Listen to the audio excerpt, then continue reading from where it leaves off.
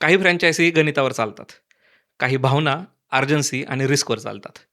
मर्दानी 3 मात्र विचारतो.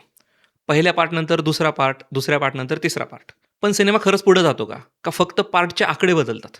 एस-पी शिवानी शिवाजी रॉय परत आली आहे. प्लेन कपडे, कडक नजर आणि मी इथं मुलींसाठी आहे हा परिचित स्टान्स. मर्दानी फ्रँचायझीची ओळख नेहमीच विलन्समुळे झाली आहे. पहिल्या भागामध्ये अर्बन मास्टरमाइंड, दुसऱ्या भागामध्ये हिंटरलँड सायकोपॅथ आणि आता तिसऱ्या भागामध्ये डिरेक्टरने ठरवलंय की दोघांनाही परत आणूया. प्लॉटबद्दल बोलायचं झालं तर दिल्लीतील NIA ऑफिसर शिवानी रॉय म्हणजेच राणी मुखर्जी एका डिप्लोमॅटच्या लहान मुलीच्या अपहरणाच्या केसवर येते. तिच्यासोबत गायब झालेली असते तिच्या केअरटेकरची मुलगी, जी लगेचच सिस्टमसाठी सेकंडरी ठरते. तपास करताना शिवानीचा सामना होतो आम्मा म्हणजेच मल्लिका प्रसादशी, भीक मागणाऱ्या मुलांच्या नेशनवाईड ट्रॅफिकिंग रॅकेटची प्रमुख. हा गुन्हा राजकीय नाहीये तर सामाजिक आहे. दहशतवाद नाही तर एक्सप्लॉयटेशन आहे. मध्यावर येतो एक मिस्टिरियस आलाय जो इतका प्रिडिक्टेबल आहे की ट्विस्ट येण्याआधीच प्रेक्षक तयार असतात. शिवानीला एकच मुलगी वाचवायचा आदेश आहे, पण तिचं कॉन्शियस तिला संपूर्ण एम्पायर उद्ध्वस्त करायला भाग पडतं. ड्युटी व्हर्सेस मॉरॅलिटी आणि त्यात अडकलेली एक कॉप. या फिल्मकडून खूप साऱ्या एक्सपेक्टेशन्स होत्या. मर्दानी म्हणजे विलन ड्रिव्हन कॉप थ्रिलर.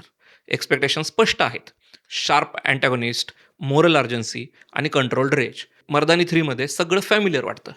जसं पहिल्या 2 भागांचं शिळं राहिलेलं पुन्हा गरम करून ताटामध्ये वाढल्यासारखं. रायटिंग आणि स्टोरी टेलिंगबद्दल बोलायचं झालं तर इथंच सिनेमा 2 दिशांना खेचला जातो. एकीकडे मार्जिनलाइज मुलांचं इन्व्हिजिबिलायझेशन, VIP centric policing, system hypocrisy हे मुद्दे बरोबर हेरलेत. दुसरीकडे स्क्रीन प्ले इतका मेकॅनिकल आहे की सरप्राईज शिल्लक राहत नाही. विलन्स आर्चटाइप्स वाटतात, पर्सनॅलिटीज नाही. प्लॉट टिक बॉक्स पद्धतीने पुढे जातो. इफिशियंट पण सब्जेक्टिव्ह नाही. परफॉर्मन्सबद्दल बोलायचं झालं तर राणी मुखर्जी अजूनही शिवानी रायमध्ये फिट आहे. Plain, fearless, committed. पण यावेळेस तिची शिवानी जास्त नॅरेटेड वाटते, लिव्ड इन कमी.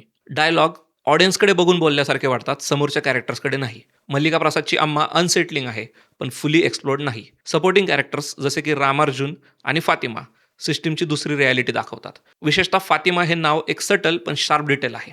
थीमबद्दल बोलायचं झालं तर सिनेमा सांगतो सगळ्या मुली समान नाहीत सिस्टीमसाठी. कॉन्शियस ठेवणं ही लक्झरी आहे. युनिफॉर्म कधी कधी जस्टिसपेक्षा मोठी अडचण ठरतो. पण त्याचवेळी फेमिनिझम, ॲक्टिव्हिझम आणि एम्पथी परफॉर्मेटिव्ह बनवतात. रेज रॉ आहे पण पॅकेजिंग खूप दिसतं.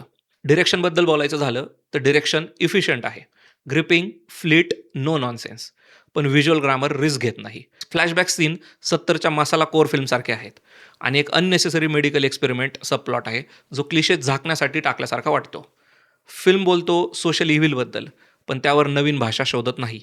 पिक्चरवादचा वर्डिक्ट आहे की मर्दानी 3 हा वाईट सिनेमा नाही, तो जॉब डन सिनेमा आहे. पण सरप्राईज, फ्रेशनेस आणि शार्पनेस कमी पडतो. हा डिरेक्टर रायटर ड्रिव्हन सिनेमा नसून प्रोड्युसर अप्रूव्ड टेम्पलेट वाटतो. आजच्या काळात कदाचित ते पुरेसं आहे पण मर्दानीसारख्या फ्रँचायझीसाठी ते नक्कीच कमी आहे. जर मर्दानी 3 स्वतःच्या फ्रँचायझीतला एक कॅरेक्टर असता तर तो पुढच्या भागात विलन असता. कॉपी, अल्गोरिदम आणि रिलेव्हन्ससाठी झगडणारा. कारण साधं गणित सगळं करू शकतं पण ओरिजिनॅलिटी कधीच निर्माण करू शकत नाही. मी आहे शुभम सुद्रिक आणि हा होता पिक्चरवाज रिव्ह्यू. थँक्यू.